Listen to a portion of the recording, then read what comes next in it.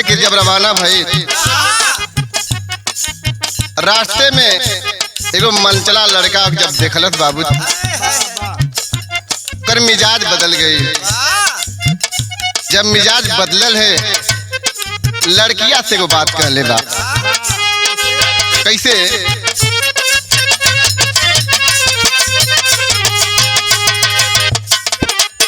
छीन ले चहना जगा के दिन रहना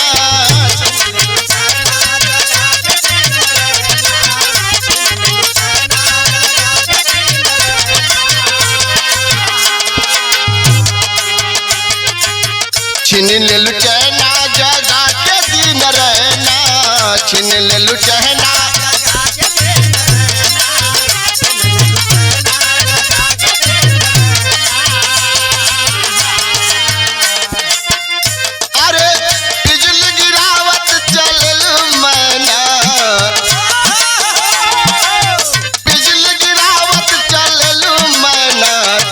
पतली कमरिया गजब नैना तोहर पतली कमरिया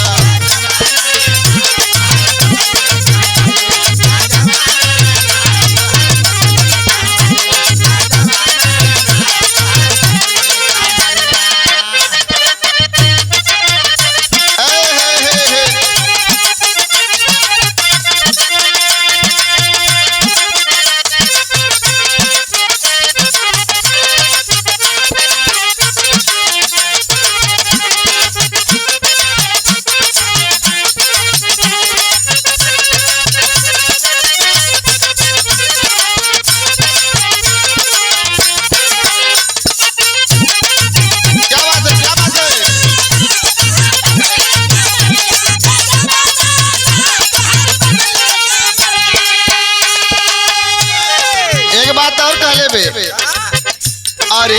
मिश्री से मीठ तोहर लागे ले बोली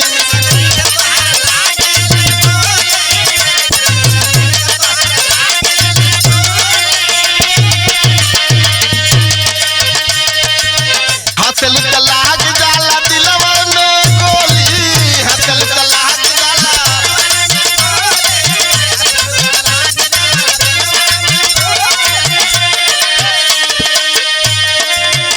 सुना तोहर मोहनी मूरत पर जलाना तोहर सोहनी सूरत पर जलाना तोहर बाली उमरिया गजब नैना तोहर बाली उमरिया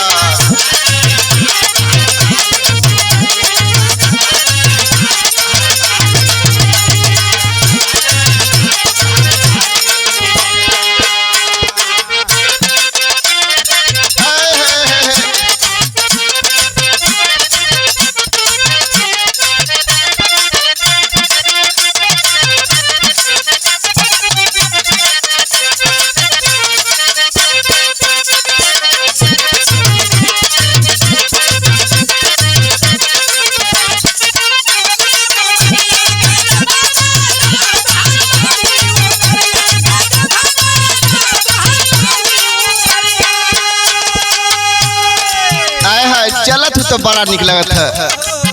कैसे हिरन के चाल तोहर लागे कमाल के हिरन के